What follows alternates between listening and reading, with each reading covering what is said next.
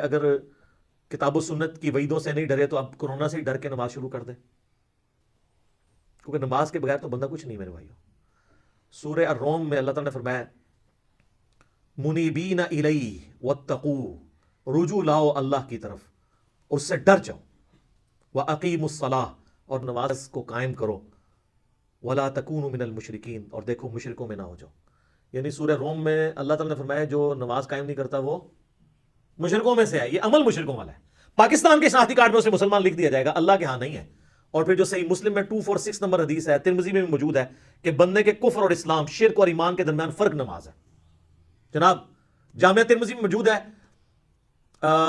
ایک تابعی ہیں سیدنا عبداللہ بن شقیق، وہ فرماتے ہیں کہ صحابہ کرام ترک نماز کے علاوہ کسی اور گناہ کو کفر نہیں سمجھتے تھے سوائے ترک نماز کے۔ صحابہ کرام یعنی ترک نماز کرنے والے کو کافر سمجھا کرتے تھے۔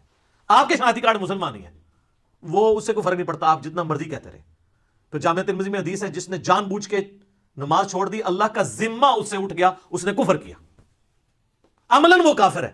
ہم عقیدے میں اسے کافر نہیں کہتے اعتقاداً، لیکن عملاً تو کافر ہے۔ تو آپ نے عملاً کفر کے ساتھ اللہ کے سامنے پیش ہونا ہے، نعوذ باللہ من ذالک۔ پھر سنن ابی داؤد میں حدیث ہے قیامت والے دن سب سے پہلے نماز کے بارے میں سوال ہوگا، اگر وہ اس سوال میں فلاح پا گیا تو وہ فلاح پا گیا، اور اگر وہ اسی میں فیل ہو گیا تو اگلے سوالات میں بھی فیل ہو گیا۔ پھر مسند امام احمد میں حدیث ہے، مشکات المصابیح کے اندر بھی موجود ہے، نبی علیہ السلام نے فرمایا کہ قیامت والے دن نماز انسان کے لیے نور ہوگی، دلیل ہوگی اور نجات کا ذریعہ ہوگی، جو نماز پڑھنے والا ہے۔ اور جو بے نمازی ہے اس کے لیے نہ کوئی نور ہوگا، نہ کوئی دلیل، نہ نجات، الٹا اس کا حشر حامان، فرعون، قارون اور امیہ ابن خلف کے ساتھ ہوگا، والعیاذ باللہ تعالی۔ اللہم اجرنا من النار، اللہم من احییتہ منا فاحیہ علی الاسلام، ومن توفیتہ منا فتوفہ علی الایمان۔ سنن ابن ماجہ میں حدیث ہے، ابو درداء رضی اللہ تعالیٰ عنہ کہتے ہیں مجھے میرے خلیل محمد رسول اللہ نے یہ نصیحت کی تھی کہ اللہ کے ساتھ شرک نہ کرنا، خواہ تمہارے ٹکڑے ٹکڑے کر دیے جائیں یا تمہیں آگ میں زندہ جلا دیا جائے، شرک نہ کرنا۔ اور دوسری وصیت کیا کی؟ آپ صلی اللہ علیہ وسلم نے فرمایا کہ جان بوجھ کر کبھی نماز نہ ترک کرنا ورنہ اللہ کا ذمہ تمہارے معاملے میں اٹھ جائے گا۔ اور تیسرا فرمایا کہ شراب نہ پینا یہ تمام برائیوں کی جڑ ہے، والعیاذ باللہ تعالی۔ تو اب یہ کئی لوگ کلپ دیکھیں گے، چاہے وہ کورونا کے ڈر سے ہی دیکھ لیں، ان کے لیے میں آسانی کے طور پہ نماز کی ترغیب کے اعتبار سے بتا دوں کہ میرے بھائیوں دن رات میں صرف 17 رکعتیں آپ پڑھ لیں تو کتابوں کے خدا نے ہمیں جو بتایا نا، آپ کی پرسش کوئی نہیں ہونی، صرف 17 رکعتیں، 2 فجر کی، 4 ظہر کی، 4 عصر کی، 3 مغرب کی، 4 عشاء کی۔ باقی سب نفلی باتیں، آپ انہیں سنت موقدہ کہہ دیں، آپ انہیں وطر کہہ دیں، آپ نوافل کہہ دیں۔ جو اوبلیگیٹری نماز ہے نا، جس کی پرسش ہونی ہے، وہ 17 رکعتیں ہیں، جس پہ سنی شیعہ کا اجماع ہے۔ اس کے سپورٹ میں حدیث بخاری مسلم دونوں میں حدیث ہے، ایک دیہاتی شخص نبی علیہ السلام کے پاس آیا تو اس نے کہا یا رسول اللہ مجھے کوئی عمل بتائے میں جنت میں چلا جاؤں۔ آپ نے فرمایا کہ اللہ تعالیٰ کے ساتھ کسی کو شریک نہ ٹھہراؤ، صرف اسی کی عبادت کرو، تم جنت میں داخل ہو جاؤ گے۔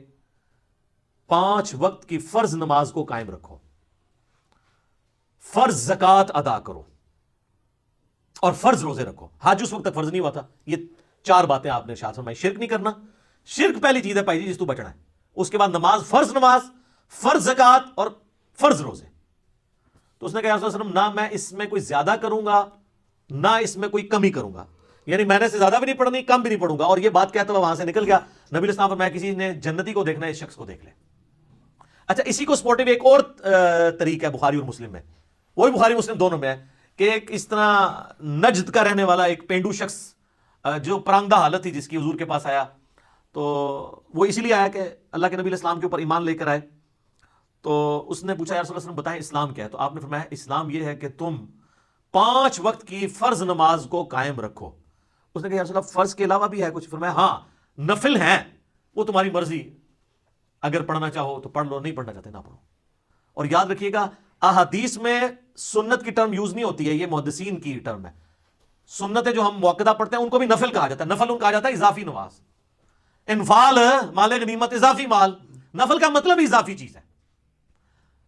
پھر نبی علیہ السلام نے فرمایا کہ فرض زکوٰۃ ادا کرو۔ اس نے کہا رسول اللہ فرض زکوٰۃ وہ جو 2.5% ہے، اس کے علاوہ فرمایا اس کے علاوہ نفلی صدقات وہ تمہاری مرضی کر لو، نہیں کرنا چاہنا کرو۔ پھر آپ فرمایا فرض روزے رکھو رمضان کے۔ کہ رسول اللہ اور روزے؟ فرمایا وہ نفلی روزے ہیں تمہاری مرضی، منڈے کا، تھرسڈے کا، ایام 20 کے روزے جو بھی ہیں وہ رکھنا چاہو تمہاری مرضی ہے، لیکن فرض یہی ہے۔ تو اس نے کہا کہ اس رب کی قسم جس کے قبضے قدرت میں میری جان ہے، نہ میں اس میں کوئی زیادتی کروں گا، بس جتنا دسیا اس تو آگے نہیں میں، نہ اس میں کبھی کروں گا۔ اور یہ وہ صحابہ کہتے ہیں یہ کہتا ہوا وہاں سے نکل گیا، تو آپ صلی اللہ علیہ وسلم نے فرمایا کہ اگر یہ اپنی بات پہ قائم رہا تو یہ نجات پا گیا۔ یہ بالکل کلیئر کٹ ہے کہ فرض نماز آپ نے قائم رکھنی ہے۔ اچھا، لوگوں کو یہ بات سمجھ نہیں آتی، تو میں نے ان کے لیے اینٹی وینم اور پھکی تیار کی ہے ایک، کہ کبھی آج تک کسی نے کہا ہے کہ جو پیر اور جمعرات کا روزہ نہ رکھے اس کے رمضان کے روزے قبول ہی نہیں ہوں گے؟ تو یہ نفلی روزے نہیں ہیں، سنت روزے ہیں۔ ایام 20 کے 13 14 15 کے بخاری مسلم میں حدیث ہے کہ چاند کی 13 14 15 کو آپ علیہ السلام نے کبھی روزے نہیں چھوڑے۔ یہ سنت موقدہ ہیں یہ والے بھی روزے۔ کبھی کس نے کہا جو یہ نہ رکھے اس کے رمضان کے نہیں ہوں گے؟ کبھی کس نے کہا جو عام صدقہ خیرات نہیں کرتا اس کی زکات بھی قبول نہیں ہوگی؟ الٹا یہ تو بڑے بڑے لینڈ لارڈ کو کہہ رہے ہوتے ہیں بس زکات دے، پھر کام چک کے رکھو جو مرضی، سانو بس مدرسے میں زکات دے دو تھوڑا مال پاک ہو گیا، 2.5% ہی دے دو۔ نماز کے بارے میں کیوں ساتھ رکھتے ہیں اور ایڈ کرتے ہیں؟ چھڑی عشاء دی 17 رکعتاں دس دیتی نے صرف عشاء کی، حالانکہ دن رات میں 17 رکھتے تھی، 2 فجر 4 ظہر 4 عصر 3 مغرب 4 عشاء۔ انہوں نے کتنا ظلم کیا اور لوگوں نے نماز پڑھنی چھوڑ دی اس کی وجہ سے۔ الحمدللہ ہماری ویڈیوز کی برکت سے ہزاروں لوگوں نے نماز شروع کی ہے جب ان کو یہ آسانی پتہ چلی کہ یار اصل نماز تو یہ ہے جس کا سوال ہونا ہے۔ پھر دوسری سہولت ہم نے دے دی نماز جمع کرنے والی کہ بھئی مسلم شریف میں اوپر تلے 10 احادیث ہیں 1629 سے آنورڈ کہ اللہ کے نبی علیہ السلام نے بغیر خوف کے، بغیر بارش کے، اور مدینہ شریف میں بغیر سفر کے ظہر اثر کی نماز جمع کی اور مغرب اور عشاء کی۔ تابعین نے پوچھا کیوں کیا؟ تو ابن عباس نے کہا تاکہ امت کے لیے آسانی ہو جائے اور کوئی تنگی باقی نہ رہے۔ پھر بھی اگر ان کو زیادہ تکلیف ہے تو کم از کم جو مسئلہ یہ خود مانتے ہیں کہ ظہر آخری وقت میں اور عصر پہلے وقت میں آپ پڑھ سکتے ہیں، مثلا آج کل آلموسٹ کوئی 3:45 بجے عصر کا وقت داخل ہو رہا ہے، تو اگر کوئی شخص 3:40 پہ یا 3:35 پہ ظہر پڑھ لے اور 3:45 عصر کا وقت داخل ہوتے ہی عصر کی نماز پڑھ لے تو وہ اپنے اپنے وقت میں ادا کر رہا ہے، اس میں جمع کرنے والا بھی جو حنفی گناہ بتاتے ہیں وہ بھی نہیں شمار ہوگا۔ اس طرح ہی بتا دیتے کم از کم بچوں والی عورتوں کو تو آسانی ہو جاتی، نمازیں جمع کرنے والی آسانی، اور خالی فرض اس کی وجہ سے لوگوں نے نمازیں شروع کر دی ہیں اللہ کے فضل سے۔ اور ڈیٹیل میرے کلپ اس کے اوپر موجود ہیں، نمازوں کو جمع کرنا کیا حرام ہے، میں نے ساری احادیث ایچ ڈی کیمرے میں ڈسپلے کی ہیں کہ ہر طرح سے جمع کر سکتے ہیں، ظہر کے ساتھ عصر، عصر کے ساتھ ظہر، درمیان میں بھی کر سکتے ہیں، جمع تقدیم بھی، جمع تاخیر بھی، جمع سوری بھی، اس طرح مغرب کے ساتھ عشاء یا عشاء کے ساتھ مغرب یا درمیان میں بھی کر سکتے ہیں۔ آپ فجر کو الگ پڑھنا پڑے گا۔ تو بلکہ ہمارے تو ایک ملک صاحب نے ملکین بھی ایجاد کی ہوئی ہے کہ آپ اذان مغرب سے آدھا گھنٹہ پہلے ظہر اثر کو جمع کر لیں اور مغرب کا وقت داخل ہوتی ہے مغرب عشاء کر لیں، چاروں کٹھی۔ اگر کوئی واقعی مجبور ہے، جس طرح آج کل کرونا کی وبا ہے اور ڈاکٹرز کے لیے ٹائم نکالنا، یا ہمارے پرائم منسٹر کے لیے، یا جو لوگ ان ڈیوٹیز میں لگے ہیں ٹائم مشکل ہے، تو وہ ملکین بھی پڑھ سکتے ہیں۔ ویسے نام اس کا ربو ہی ٹھیک پہ گیا، ویسے تو ملک صاحب نے نا یہ بادشاہ دی نماز جنہیں کوئی ٹائم نہیں ہوتا، ملکین دو طریقے سے ٹھیک ہوگی ملکین، تو وہ آپ پڑھیں۔ لیکن میں ایک انصاف کروں، ابو داؤد میں ایک حدیث ہے کہ نبی علیہ السلام فرمایا قیامت والے دن اگر کسی شخص کے فرضوں میں کمی نکلی تو اللہ تعالیٰ فرشتوں سے کہے گا کہ اگر اس کی کوئی نفلی عبادت ہے نا تو وہ فرضوں کی جگہ تول لو، سنت نہیں نفلی۔ یہاں سے بھی پتہ چلے گا کہ سنت کو نفلی کہا جاتا ہے ٹرم میں، حدیث کی ٹرم میں۔ تو سنت موقدہ اگر آپ پڑھنا چاہتے ہیں ضرور پڑھیں، یہ آپ کو فائدہ ہی پہنچائیں گے۔ اور کئی لوگوں نے فرض شروع کیا، آہستہ آہستہ خود بخود سنت کے اوپر آ گئے، لیکن شروع میں آپ لوگوں کو تکلیف میں ڈالیں گے نا تو یہ آپ زیادتی کر رہے ہیں۔ وہ بخاری مسلم میں حدیث ہے کہ نبی علیہ السلام فرمایا جو فرض کے علاوہ 12 رکعتیں پڑھ لے اسے جنت میں محل ملے گا، 4 ظہر سے پہلے، 2 ظہر کے بعد، 2 مغرب کے بعد، 2 عشاء کے بعد اور 2 فجر سے پہلے۔ اس کے اوپر میرے لادہ سے کلپ موجود ہے۔ اور باقی وطر جو ہے وہ یعنی سنت موقدہ وہ بھی ہے۔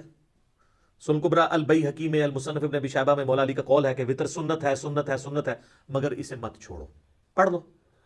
اور صحیح بخاری میں موجود ہے، قاسم بن محمد بن ابی بکر کہتے ہیں کہ میں نے صحابہ کرام کو 3 رکعت وطر پہ پایا، البتہ ایک پڑھنے میں حرج نہیں ہے، جواز کی حد تک درست ہے، پسندیدہ نہیں ہے۔ ویسے تو نہ بھی پڑھے کوئی مسئلہ نہیں ہے، فرض نماز ہے، اور اگر کوئی بالکل سست ہے تو ایک ہی پڑھ لے۔ الموطا امام مالک میں فاتح ایران سعد ابن ابی وقاص کے بارے میں امام مالک نے نقل کیا ہے کہ وہ پوری زندگی عشاء کی 5 رکعتیں پڑھتے تھے، 4 فرض اور 1 وطر، پوری زندگی۔ تو ان کے اوپر تو کوئی فتویٰ نہیں لگا کہ سنت موقدہ چھوڑ دی ہے۔ اچھا اب ہم یہ حدیثیں نکالتے ہیں تو یہ کہتے ہیں یار یہ عوام کے سامنے تو نہیں گلاں کرنی چاہیے۔ سر عوام کے سامنے ہی تو کرنی چاہیے، خواص تو پہلے ہی اللہ کے فضل سے اتنی نمازیں پڑھ رہے ہیں، وہ تو پڑھتے رہیں گے۔ عوام الناس تو پڑھتی کوئی نہیں ہے، ان کو پڑھانے کے لیے باتیں کرنی پڑ رہی ہیں۔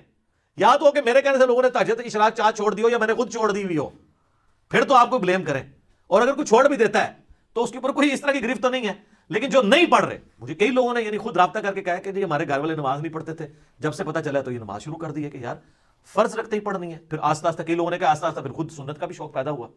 انہوں نے جو ظلم کر کے اتنی لمبی لمبی رکھتے لوگوں کو بتائی ہیں اور اس کی وجہ سے لوگ متنفر ہی ہوئے۔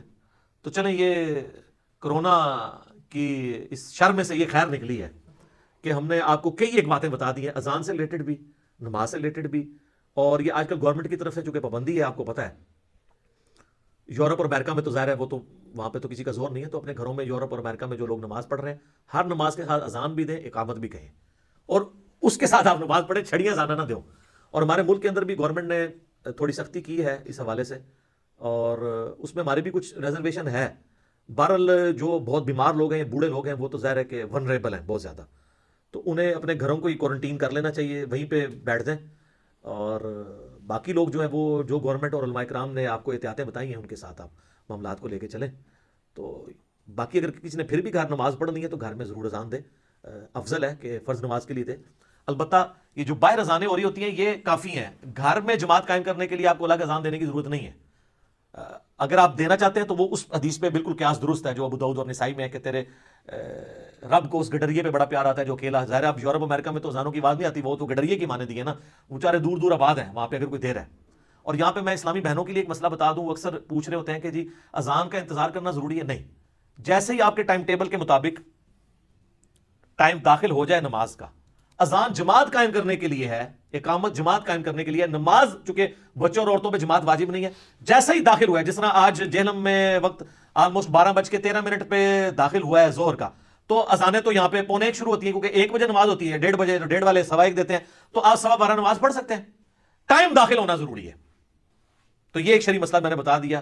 یقین کریں عورتوں کی جتنی مشکل اور ٹف لائف ہے نا ہمارے سب کانٹیننٹ کے اندر، اس میں ان کے لیے یہ بہت آسانی ہے، نمازوں کو جمع بھی کریں، اور جمع کرنے میں کتنی آسانی ہے کہ ظہر کا وقت 12:13 پہ شروع ہو رہا ہے اور مغرب جا کے 6:25 پہ ہو رہی ہے، تو ان 6 گھنٹوں کے اندر جس وقت بھی ان کو ٹائم ملے دونوں نمازیں جمع کر لیں۔